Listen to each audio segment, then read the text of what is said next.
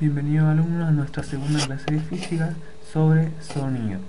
Bueno, para comenzar a hablar del sonido debemos estudiar cómo se comporta este en el medio donde se propaga, generalmente en el aire, porque nosotros vivimos en el aire y el sonido que emitimos se propaga en el aire.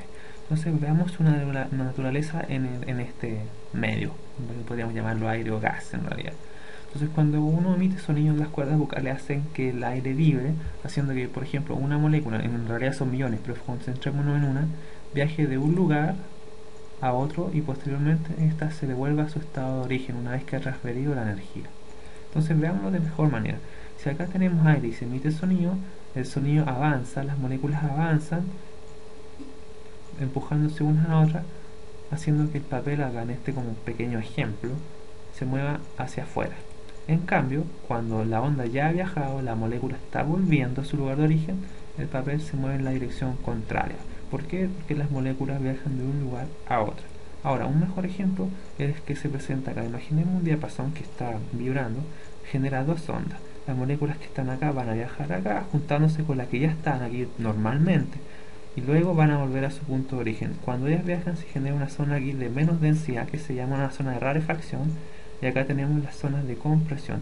Entonces esta onda va a viajar transfiriendo la energía, oscilando, haciendo que las partículas oscilen de ir y venir. Es decir, el sonido es una onda longitudinal. Si se fijan, la energía va hacia allá y las moléculas también se están propagando paralelamente a esta dirección de propagación. Veamos esto un mejor ejemplo. Como observamos acá, imagínense tenemos un speaker el cual emite sonido.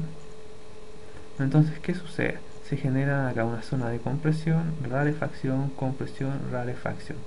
La distancia entre dos zonas de rarefacción o de compresión es lo que se denomina longitud de onda. Si este sonido es captado por un micrófono y graficado por un osciloscopio, podemos ver la onda graficada o representada por una curva sinusoidal, como habíamos representado las ondas en la unidad anterior. Si se fijan, tenemos las mismas propiedades: amplitud, tenemos aquí la distancia sucesiva entre dos puntos iguales, longitud de onda, y el tiempo que se demora una oscilación en completar una longitud de onda es lo que se denomina el periodo. Ahora, ¿cuáles son los medios que pueden transmitir el sonido? Porque nosotros solo hablamos en el caso del aire, pero los medios que pueden transmitir el sonido son todos los medios, como sale aquí, mecánicos, es decir, medios materiales como los sólidos, los líquidos y los gaseosos, el cual ya intuíamos porque el aire es un medio gaseoso. Ahora, el sonido no se va a propagar en el vacío. ¿Por qué no en el vacío y sí en los medios? Porque como nos dimos cuenta, el sonido es energía que es transportada a través de las moléculas. Entonces, si no hay moléculas que vibran, el sonido no puede viajar. Por eso no se va a poder propagar en el vacío, porque en el vacío, como su nombre lo dice, es vacío, no hay nada. Entonces, esta onda es una onda mecánica longitudinal.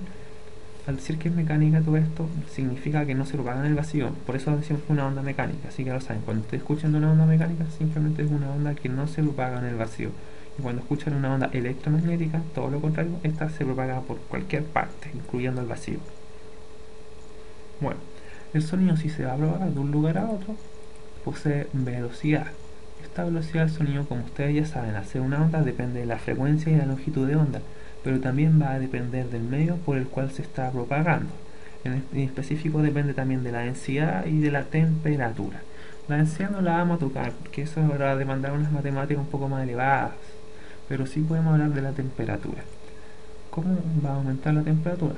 Los estudios han dicho que en el aire la temperatura aumenta en 0,6 metros por segundo por cada grado Celsius que aumenta o disminuye la temperatura. Si aumenta un grado Celsius, aumenta en 0,6. Si disminuye en un grado Celsius, disminuye en 0,6 metros por segundo. A 0 grados Celsius, la temperatura del sonido es de más o menos 330 metros por segundo. Entonces, ¿qué implica? Que la velocidad del sonido va a ser igual a 330 metros por segundo más 0,6 grados Celsius, perdón, 0,6 metros por segundo por grado Celsius que se incremente la temperatura.